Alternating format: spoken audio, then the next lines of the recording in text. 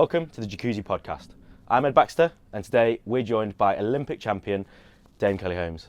How are you doing? I'm good, thank you. Yeah, thank you very much for coming on and having us in your lovely garden in front of the amazing jacuzzi. Thank you for having us.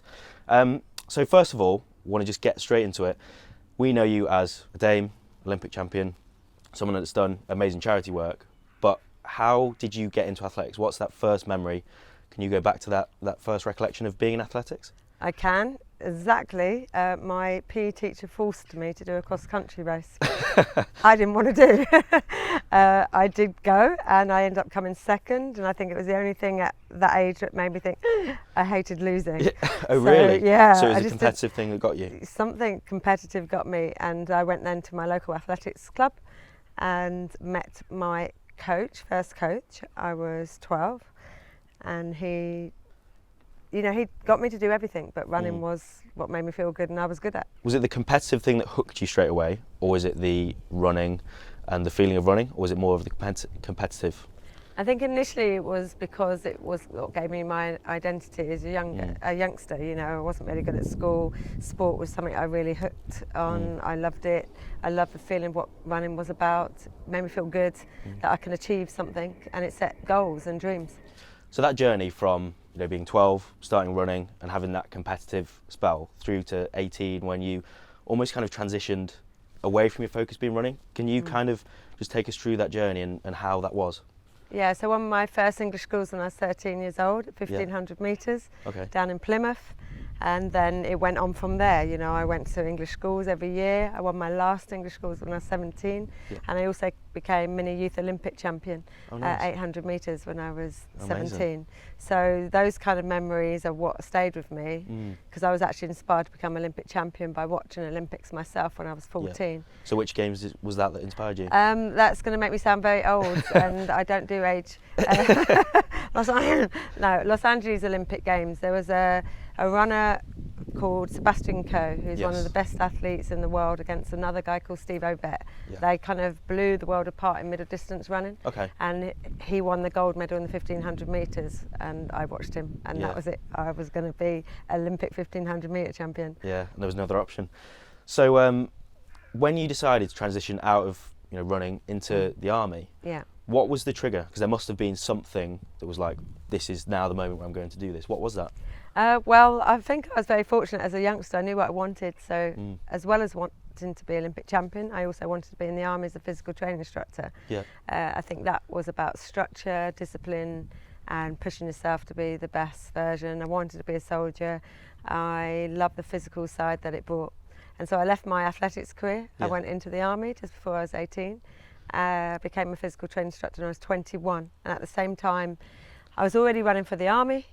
And they kind of encouraged me, I suppose, in a way, to see if I wanted to do a little bit more. But I think wanting to be a soldier first and foremost kind of had a break on sort of my transition to senior athletics. But I did. And So was it almost that the dream to go into the armed forces was stronger than the dream to become Olympic champion? I would say that was hard to say. I think it was more that, at that age, not being academic at school, university wasn't even a word that I'd heard of. You had to get a job. And the army enabled me to see that I could have a career. With limited,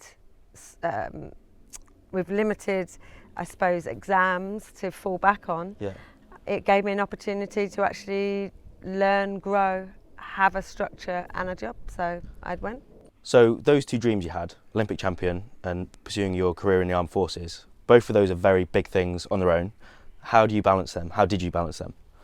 So my Olympic dream, I suppose, was reignited when I watched another Olympic Games that were in Barcelona. And this time I'm a soldier.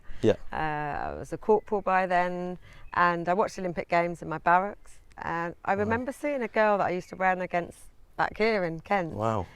At those Olympics. No way. And I was like, wow.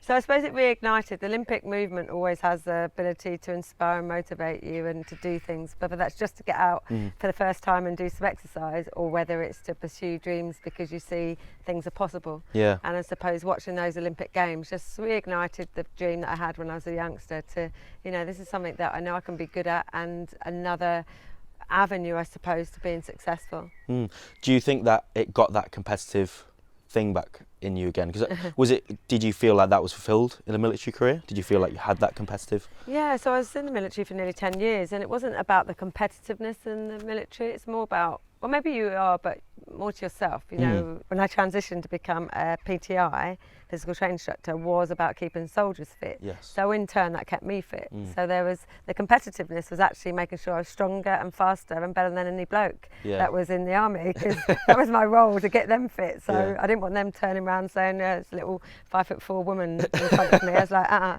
had a big enough mouth, so it was all right, you know. I commanded their attention, but it was important for me to prove that it doesn't matter who you are and what you've come from and what you look like and what you feel, is that actually if you're good at what you do, the credibility and respect should come from that. So I wanted to work really hard as a physical training instructor. The athletics was, you know, these are the fluffy clouds that you dream of when you're young, and you look and watch other people compete, and they seem so unattainable at the time, because when you watch TV, it's very much like it's an unreal world, you know. You just think, this is like incredible. But saying that, I did actually go to my first international race, still serving in the army, still serving full time, using my leave to go away and compete. And I went on a team which was the World Championships, and that World Championships had Olympic champions from the games that I was re-inspired in '92. These were '93 World Championships. Sally Gunnell won a World Championship medal in the 400 hurdles, Linford, and had won Olympic Games in the games that I watched. You know, Linford Christie, who was one of our finest 100-metre sprinters, was on that team. It was something very incredible to be on a team with, you know, these amazing superstars of Great Britain. That gave me a fire in my belly. So you're talking there about when you were in the army, you almost felt like you wanted to prove that it didn't matter who you were, where you come from, but you could, you know, do what you wanted to do. Did you feel like when you got your MBE for services to the army that was, well, again, I've almost achieved that goal? Yeah, very much so. I think that out of all the accolades I've won, I mean, I appreciate, and, you know, it's amazing to get all of them, but that one's very special to me, because you know, being an international athlete, it's very easy to assume that the army gave me time off to go and do that, but that wasn't the case back then. I used my leave. I wanted to be a really good soldier, and at the time when I got back into my international athletics, I wanted to be the best athlete in the world. So leaving the army after nearly 10 years and getting recognised like that was amazing. That is incredible. So when you were in the army, what's that point of going, I've done this, and now I'm going back to the Olympic dream that I wanted to? What was, again, that trigger to go back the other way? So I'd multi-medalled at championships whilst I was still in the army, but I'd also, towards the end, when I decided to leave, I'd got a really bad injury. So I'd got a stress fracture at my first Olympic Games, and then in '97 I'd got a complete rupture of my calf muscle and a torn calf. And then I was going back into barracks trying to be a physical training instructor. It doesn't go hand in hand. I think I realised then that I wanted and needed to pursue my dream of being an Olympic champion. I was 27 years old. You never know in sport when it's time to give up. I was still at my best. I was very, very strong, and I decided that's it. I'm going to go for my Olympic dream. So going into the 2004 Olympics, you've talked previously around how, you know, you were within your own kind of mental well-being into that, but how was the preparation going into that, the biggest event of your life? It was the best year I'd ever had. You know, it was the first year in 7, I hadn't been injured. I was eating properly, sleeping properly, training effectively. I had a really good team around me, physios, people in the team almost were like mentors. You know, you master, you get it right. It's almost about that everything before was a test. That's how I look at it, you know, because you never know when you're going to reach your absolute best, where you're going to tread over that line, or whether you're just not good enough. You just don't know, and every race is another race. So going into those championships the first year in 7, you know, my confidence just rose, my ability to believe in myself. You know, I was number 1 in the world and top 5 in the world for years, you know, so I was always had the ability to be one of the best, but when injuries hit you, that's hard, you know. So preparation was amazing. Like, I was even surprising myself. Yeah. You know, Always I'd good. do these training sessions and I'd have guys who would train with me because they would pull me along. Yeah. And some of the times we were reaching, I was just like, this isn't right, like your clock's not right. Yeah. And then I'd have to reconfirm it with my coach or the mentor, and I was just like, you know, why am I running so fast? But I think it was just, you know, when you're injured as an athlete, there's lots of rehab. You know, you need to relax a lot more. You need to look after your body pretty much. I mean, hence, you know, a jacuzzi sitting behind me, but you know, you need to prepare far more than just doing the physical training. Yeah. I think over the years, physically, I was always very, very strong, but I probably, if I'm honest, didn't concentrate as much when I got injured. It was almost like I put myself on a downer rather than thinking, use this time to get stronger mentally, stronger physically, do all the rehab we need to do and go again. So when you're going through those periods of that injury, or those really difficult periods, was it just that the dream was so strong? Yeah, no, lots of things, but the dream was so strong. So when you get injured, it's just a knock. Any elite athlete will tell you injury is the worst thing. Yeah. You know, if somebody loses their job, you know, somebody comes to you the next day and say, I'm sorry, mate, but you know, you haven't got your job today. That's like, stab, because it's what you're focusing on, it's what you do. When you get an injury, it's the same thing. It just doesn't feel good. So anyway, 2004, it all went so well that I was just scared of then getting injured again. So you go through the motivation, this is like, this is brilliant, and suddenly it's like, what if it all goes wrong? But I just had to control those feelings. I had to listen to my coach and the physio. We pulled it back when we needed to pull it back. We did the rehab that we needed to do to maintain the strength and the fitness that I'd gained over that period. And is that the hardest thing for you, pulling it back? Yeah. And because I can tell by talking to you, you are the overtrainer, the one that wants to do more and more. Is that more difficult for you? It's hard. I mean, I learned to adapt training, which is very key. You know, people, despite the fact I was injured for 7 years of my training, I won 13 international medals. I learned how to adapt. I learned how you use other machines and other therapies, i.e. like physio and mesa as a really good tool for helping in strengthen areas that maybe you're not really thinking about. They pull you back. They tell you, no, you need to do rehab before you go and do the next thing. You know, ice baths were a thing then, but it was just literally in a bath with cold water and ice out your fridge that you could get. You know, that's transformed. Recovery therapies have transformed. In 2004, the biggest support therapy-wise I had was doing ice and heat. So I'd go in ice bins, then, you know, third of ice and less water, and then into a boiling hot bath. And, you know, you look at it and you think, well, that's torture. You know, but it was actually the best recovery therapy that I integrated into my training regime. And I think it was just that over the years, things have become better. You know, whatever you get, if you look at sport right now, everything has become so much better. Strength conditioning coaches, data analysis, performance analysis, anything is so much more advanced. So you arrive at that race in the Olympics, and every athlete, or has a race plan when they go into something, especially a race like that. And anyone that has watched that race would think you were out and there's no chance you're coming back. But was that your plan? Was that always your plan? Yeah, so I had focused really hard on running very even pace and training. Part of my strategy was to be able to run as efficiently as possible, as fast as possible. And so I just practice. And when I got into the heats and semi-final, I used that practice. But to the untrained eye, they would think, what is she doing? You know, I was so far back in the race. I was 30 metres off of the other 7 at one stage in the 800 metres. You know, it was a scary time for me as well as everyone else. In a fairly short race. You know, it's a fast race, but it's like strategy. You know, I know myself, I know my body. By then I'd been racing for, oh my gosh, you know, like 20 odd years. I'd been racing, 22 years by then. So I know how to perform. That's the difference, you know. It's what this does up here and then what other people do, as in get in your way for your strategy.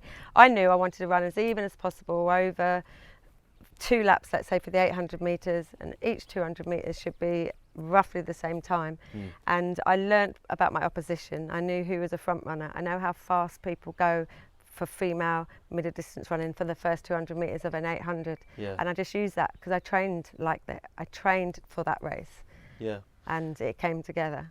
Was there any point, you know, I don't think people often understand the gravity of an Olympic final in terms of 22 years of that being a dream.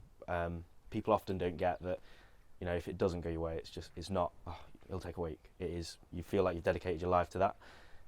In that race, you know, as you said, you're 30 metres behind at one point. Is there ever doubt? Did you ever have doubt? There was no time for doubt in an Olympic final. I just had to stick with the plan and not get scared. You know, I think there is one thing that maybe I could say, fortunately, unfortunately, that I just trusted myself probably for the first time. You know, going in injury free, that's all I had to think about was racing, whereas previous years when I'd been fighting to get back fit, it was all consumed with, will I get there? When I get there, it's almost like a relief. But when your mindset's changed because your body is changing and you're as fit as you can be, you're one of the best in the world, like you're unreachable, untouchable really, when you're at that stage.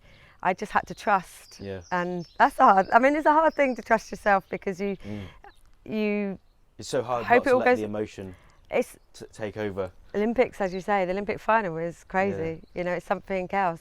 It's every 4 years. That date in the diary doesn't move for you to say, do you know what, not feeling well, can you give me another couple of days? It's not going to move. So the pressure is on.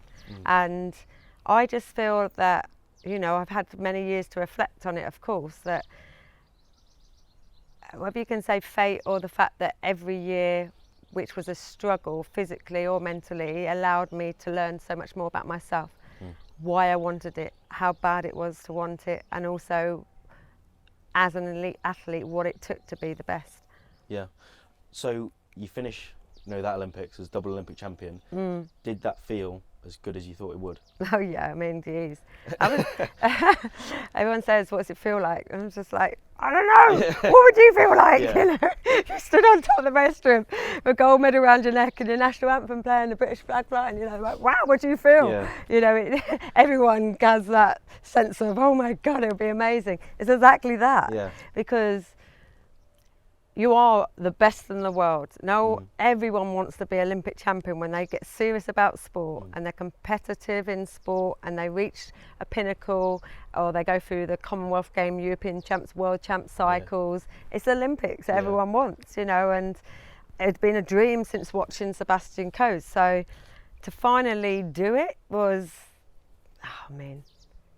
You know, the truth is, when people see my races, the 800 metres, I thought I'd win a medal. There's no way thought I'd win an Olympic Games. That's why I was asking, because you've had such a journey of up and down. It wasn't the usual, you know, got serious about sport around 14, 15 and went on to win 10 years later. It was such a up and down journey. I almost feel it should have felt even better for you than a lot of the other people. It was incredible. You know, to win the 1500 metres, of course, was,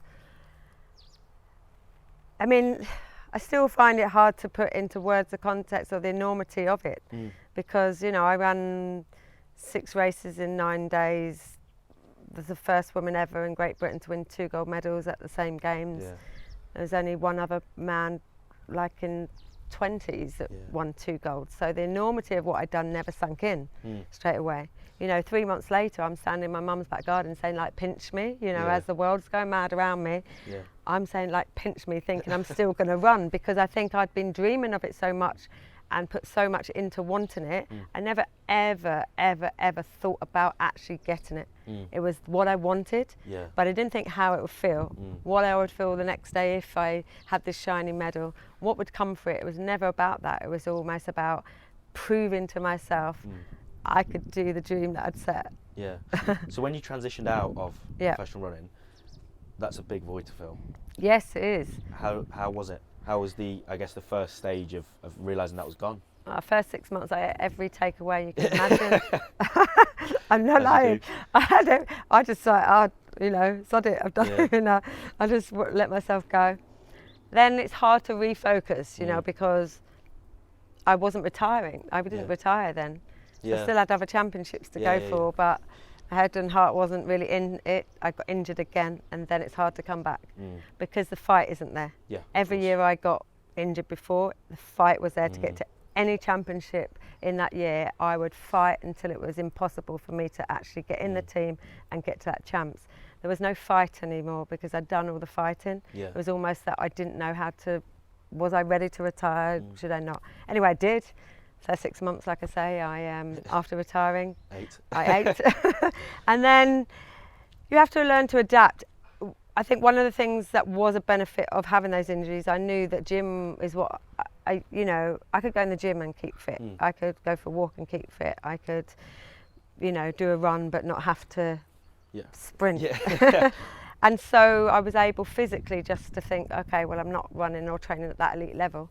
I suppose I just missed having that structure around me, because you do. It's like same as the army. You know what's expected. I had a rank, same as in athletics. I had a position. I was the athlete. You have people around you helping you get there. You don't necessarily need them anymore around you. You're not on the phone to your physio every minute. Oh my God, I've just hit the butt. What do I do? I've just twisted my ankle. Help! They weren't there. So that was the void. The structure, the environment that you live in wasn't there. It's hard. So how long did it take to fill that structure and get something that you felt was, that period after sport? It took a while, but I was also running a mentoring education program, so I put a lot of energy into helping transition young junior athletes. Teaching them what it took to become a world-class athlete, the highs and lows, and I'd had such a journey that I think I was in a good position to do it. So I'd already started that prior to winning my 2 gold medals. So that did fill a void in a way, because I was allowed to give my energy to those in a sport that I loved and was part of and just finished. So that was that, and I started my own charity, Dame Kelly Holmes Trust, in 2008, and that's still going. And we utilise skills of retired and retiring athletes to mentor young disadvantaged kids. And so the power of sport is important. I've always said, and still believe it to this day, that it takes only one person in someone's life someday to make a huge difference to their life forever. And my PE teacher did that to me. She told me I could be good at something if I believed it. I took those values into starting my trust, and we've helped over 400,000 young people and transitioned the careers of like nearly 500 international athletes. So amazing. Just through that one piece, you forget what you do and what you say, and you don't realise it impacts on other people. Sebastian Coe winning, he was winning for himself. He was winning for his dream, but it ignited mine. I became an Olympic champion. I've inspired others who have become Olympic champions, and it just goes on. So it's important to still stay to those roots as well. So that's the piece that almost does it for your goodness for sport. Being an Olympic champion is a very selfish thing in a lot. It takes a huge amount of selfishness. Have you felt like you've had something since that is the selfish, I'm doing this for me because I really want it? Have you had that since you finished? I think I've always done the charitable work. It's something I've always done. I've started things for that's others. Almost doing it for other people because you want to help them do it as well. Always, I think most of the things I've done in my life have always been to benefit other people, but I'm going to start doing things for me. So at the end of these podcasts, we always like to ask kind of 3, kind of top tips from someone's, industry or whatever they've done. But I feel like you've had such a up and down journey. What's the 3 biggest lessons that you live by or have learned, I guess, through your journey? I think always to believe in yourself, surround yourself with positive people and people that want you to be successful, and never give up. I suppose you keep going until it's absolutely impossible to go any further, otherwise you never know what you're missing. Keep it simple. Just go for it. Do what you do best. Everyone has a passion for something. Some people will find it harder to find that passion. But when you've got a passion for it, you've got to take it all the way because it's your life. You've got to live that. 100%. Well, thank you very much for joining us. Thank you. It's been amazing. No worries. Really cool. That's all. Thank you for having us. Thanks for tuning in. If you enjoyed this, make sure to follow and subscribe to see our next episodes, and we look forward to seeing you then.